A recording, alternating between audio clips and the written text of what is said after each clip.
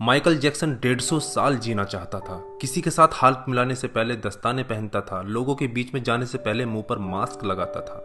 उसकी देखरेख करने के लिए उसने अपने घर पर लगभग 12 डॉक्टर नियुक्त किए हुए थे, जो उसके सर के बाल से लेकर पांव के नाखून तक की जांच दिन प्रतिदिन किया करते थे। उसका खाना लेबोरेटरी में चेक होने के बाद उसे खिलाया जाता था। उसको व्यायाम कराने के लिए 15 लोगों को रखा हुआ था। माइकल जैक्सन अश्वेत था। उसने 1987 में प्लास्टिक सर्जरी करवाकर अपनी त्वचा को गोरा बनवा लिया था। अपने काले माँ बाप और काले दोस्तों को भी उसने छोड़ दिया। गोरा होने के बाद उसने गोरे माँ बाप को किराए पर लिया और अपने दोस्त भी गोरे बनाए। शादी भी गोरी औरतों के साथ की। नवंबर 15 को माइकल ने अपनी नर्स डेबी रो से विवाह किया, जिसने प्रिंस माइकल जैक्सन जूनियर और पेरिस माइकल कैथरीन को जन्म दिया। वो 150 साल तक जीने के लक्ष्य को लेकर चल रहा था। हमेशा ऑक्सीजन वाले बेड पर सोता था। उसने अपने लिए अंगदान करने वाले डोनर भी तैयार कर रखे थे, जिन्हें वह खर्चा देता था, ताकि समय आने पर उसे किडनी, फेफड़े, आंखें, किसी भी शरीर के अंग की जरूरत पड़े तो वह उनको आकर दे दे। उसको लगता था कि पैसे और अपने रसूख के बदौलत मौत को भी चकमा दे सकता है, लेकिन वह गलत साबित हुआ। 25 जून 2009 को उसके दिल की धड़कन रुकने लगी। उसके घर पर 12 डॉक्टर्स की मौजूदगी में हालत काबू में नहीं आए। सारे शहर के डॉक्टर उसके घर पर जमा हो गए, वह भी उसे नहीं बचा पाए। उसने 25 साल तक बिना डॉक्टर से पूछे कुछ नहीं खाया था। अंत समय में उसकी हालत बहुत खराब हो गई थी। 50 साल तक आते आते वह पतन के करीब पहुंच गया था और जून 25, 2009 को वह इस दुनिया से चला गया। जिसने अपने लिए 150 साल जीने के इंतजाम कर रखे थे, उसका इंतजाम धरा का धरा रह गया दोस्तों। जब उसकी बॉडी को पोस्टमार्टम हुआ तो डॉक्टर ने बताया कि उसका शरीर हड्डियों का ढांचा बन चुका था। उसका सिर गंजा था, उसकी पसलियां, कंधे, हड्डियां टूट चुके थे। उसके शरीर पर अनगिनत सुई के निशान थे। प्लास्टिक सर्जरी के कारण होने वाले दर्द से छुटकारा पाने के लिए एंटीबायोटिक वाले दर्जनों इंजेक्शन उसे दिन में लेने पड़ते थे। माइकल जैक्सन की अंतिम यात्रा को लगभग 2.5 अरब लोगों ने लाइव देखा था। यह अब तक की सबसे ज्यादा देखी जाने वाली लाइव ब्रॉडकास्ट है।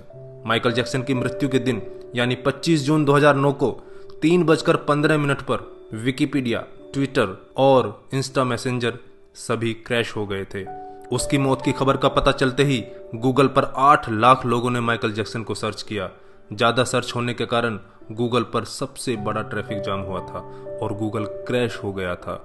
2.5 घंटे तक गूगल काम नहीं कर पाया था। मौत को चकमा देने की सोच रखने वाले हमेशा मौत से चकमा खा जाते हैं दोस्तों। कुल मिलाकर सार यही है कि बनावटी दुनिया के बनावटी लोग कुदरती मौत की बजाय बनावटी मौत ही मरते हैं। क्यों करते हो गुरूर अपने 4 दिन के ठाठ पर? मुट्ठी भी खाली रहेगी जब पहुंचोगे घाट पर। क्या हम builders, interior designers, caterers, decorators के लिए कमा रहे हैं दोस्तों? हम बड़े बड़े कीमती मकानों और बेहद खर्चीली शादियों से किसे इंप्रेस करना चाहते हैं? क्या आपको याद है कि 2 दिन पहले किसी की शादी में आपने क्या खाया था? जीवन के प्रारंभिक वर्षों में क्यों हम पशुओं की तरह काम करते रहते हैं और काम में जुटे रहते हैं? कितनी पीढ़ियों के खान पान और लालन पालन की व्यवस्था हम करना चाहते हैं?